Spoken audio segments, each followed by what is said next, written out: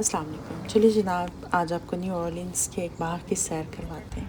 اس باغ کا نام ہے لانگ وو گارڈن. $15 کا ٹکٹ لے کر آپ پورا دن یہاں گزار سکتے ہیں. بس ایک کتاب، کیمرہ اور کچھ اسنیک لے آئیے اور سارا دن یہاں آرام سے گزاریے. یہ درختوں کی گھنی چھاؤں ہے، بہت خوبصورت لانس ہیں، کچھ اسکلپچرز بنے ہوئے ہیں.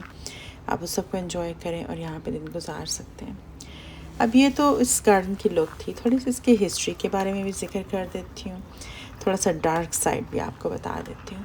وہ یہ ہے کہ یہ جو ہاؤس اور جو گارڈن آپ دیکھ رہے ہیں، یہ پہلے کسی پلانٹیشن اونر کا تھا. یہ ان کا مینشن تھا. اب امریکہ کی جو شمالی ریاستیں، ان میں کیش کراپ اگائے جاتے تھے، مثلاً تمباکو یا روئی. اور وہاں افریقہ سے لائے ہوئے سیاہ فام باشندوں کو غلامی کے توق میں جکڑے باشندوں سے بیک بریکنگ قسم کا کام لیا جاتا تھا. اور یہ کام لینے والے سفید فام لوگ تھے جو انتہائی خوبصورت اور بڑے گھروں میں رہا کرتے تھے. ایسا ہی ایک گھر کئی لوگوں کا ڈریم ہوم ہوگا. پر یہاں ایک بات بتاؤں کہ بڑے گھر ویسے تو وحشتوں سے بھرے ہوئے ہوتے ہیں. جو محبتیں چھوٹے گھروں اور بڑے آنگنوں میں ہیں، وہ ان بہت بڑے بڑے مینشنز میں کہاں. اکثر ان میں تنہائیوں کا ڈیرا ہوتا ہے. ہاں، کبھی کبھی یہاں آنا، جیسے کہ ہم لوگ آئے تھے، اس سکون سے، اس حسن سے لطف اندوز ہونا اچھا لگتا ہے. اور سچ بتاؤں کہ اگر ان گھروں کی ہسٹری اتنی سیاہ نہ ہوتی تو دراصل گھر تو یہ بہت ہی پیارا ہے. انٹیریئر بھی بہت خوبصورت تھا اور ایکسٹیریئر بھی. گھر کے سامنے خوبصورت مینیکیور لان ہے، تالاب ہے، فوارے ہیں، ایک طرف سبزیوں کا باغ ہے. آگے جائیں تو تالاب میں کنول کے پھول اگے ہیں، اور اسی طرح کونے میں جو ہے ایک ریفلیکشن کی جگہ ہے. باغ کے ایک حصے میں کچھ نیٹو درخت اگے ہوئے ہیں، ایسے درخت جن کا تذکرہ اکثر ناولوں میں ملتا ہے.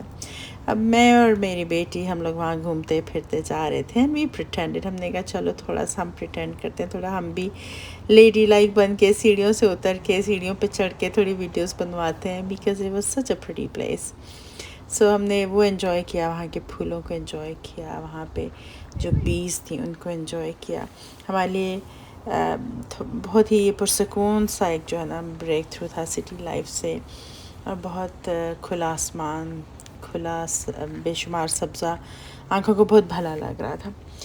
اور درختوں کی بات ہو رہی تھی. یہاں پہ بہت سی ورائٹی کے درخت ہیں. حیرت ہوتی ہے کہ اتنے زبردست، اتنے ویل مینٹینڈ، اتنے گروم درخت یہاں پہ موجود ہیں. لیکن جو بہت بڑی حیرت کی بات تھی وہ تو یہ تھی کہ وہاں پہ جب ہم ان درختوں کو دیکھ رہے تھے، ایکسپلور کر رہے تھے، تو ایک نوجوان لڑکا تھا، وہ وہاں جھاڑ جھکاڑ جو ہے وہ کاٹ پھوٹ رہا تھا. اور آلموسٹ لائک باغ کے جیسے ہمارے مالی ہوتے ہیں اس طرح سے وہ اس کی مینٹیننس میں مشغول تھا. اور اس سے ہم نے ان درختوں کا پوچھا کہ یہ کون سے درخت ہیں، نیٹو درخت یہاں پہ کیا ہیں. تو اس نے ان کے کامن نیمز اور بایولوجیکل نیمز دونوں بتا دیے. میں نے حیرت سے پوچھا کہ کیا تم باٹنی کے اسٹوڈنٹ ہو؟ تو بولا نہیں، میں تو نہیں ہوں، لیکن میرے فیانسے باٹنسٹ ہیں. یہ بات سن کر میری حیرت میں مزید اضافہ ہوا، اور یہ خیال آیا کہ کیا ہمارے وطن، میرے وطن پاکستان میں ایسا کلچر رائج ہو سکتا ہے کہ جب انسانوں کو ان کی ڈگریوں سے نہیں بلکہ ان کی انسانیت سے پرکھا جائے، اور لوگوں کو ان کے گھروں کے سائز سے نہیں بلکہ ان کے اچھے اخلاق سے پرکھا جائے. تو یہ ایسی سوچیں ہیں. انسان کبھی کبھی سوچتے رہنا چاہیے، ریفلیکٹ کرتے رہنا چاہیے، کیونکہ چیزوں کی ظاہری حیت اور ظاہری اس حسن پہ تو ہر کوئی جو ہے اس کو انجوائے کر سکتا ہے، لیکن اس کو ڈیپر تھنکنگ جو ہے نا وہ دینی بہت ضروری ہے، اور اپنی سیلف ریفلیکشن جو ہے وہ بہت ضروری ہے. تو بس یہ یہاں جو آپ دیکھ رہے ہیں یہ ویجیٹیبل گارڈن ہے. انتہائی خوبصورت تھا، اور ہر طرح کا پرینیل چیزیں بھی اگی ہوئی تھیں، اور کچھ سبزیاں وغیرہ بھی اگی ہوئی تھیں جو کہ دیکھ کے بہت لطف آیا. اینڈ اس کے بعد ہم پانڈ والے حصے میں چلے گئے تھے یہاں سے نکل کے.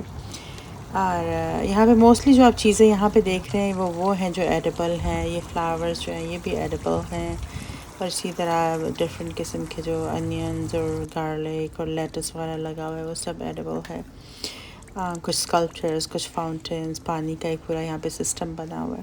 تو اپنی سبزیاں اگانے کا اپنا ہی مزہ ہے.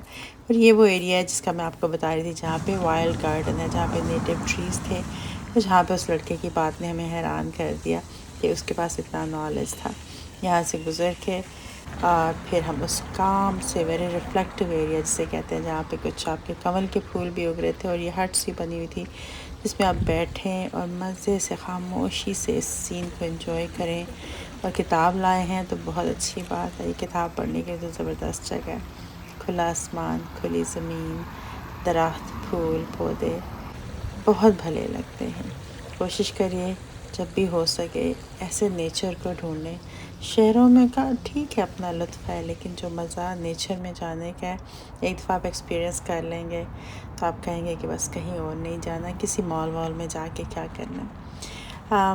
بس تتلیاں ایسے اڑتی پھرتی ہیں، پھول ہیں تو اتنے حسین ہیں، خوشبوئیں، ابھی تو ایک مکمل بہار کا موسم نہیں تھا جس ٹائم پہ ہم گئے ہیں، لیکن اس کے باوجود اتنا حسن تھا کہ ابھی جب میں ویڈیو کی ریکارڈنگ آڈیو ریکارڈنگ کر رہی ہوں تو I'm almost there، اور میں ان آوازوں کو، ان خوشبوؤں کو، ان تتلیوں کو محسوس کر سکتی ہوں۔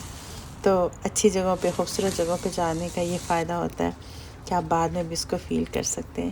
اللہ تعالیٰ اس سے بھی خوبصورت جنت کے باغوں میں ہم سب لوگوں کو ملوائے، مجھے بھی، میری آڈینس کو بھی، تو ہم اس کے انتہائی ممنون، انتہائی شکر گزار ہوں گے۔ یہ باغ اتنے خوبصورت ہیں، سوچیے جنت کے باغ کتنے پیارے ہوں گے۔ السلام علیکم۔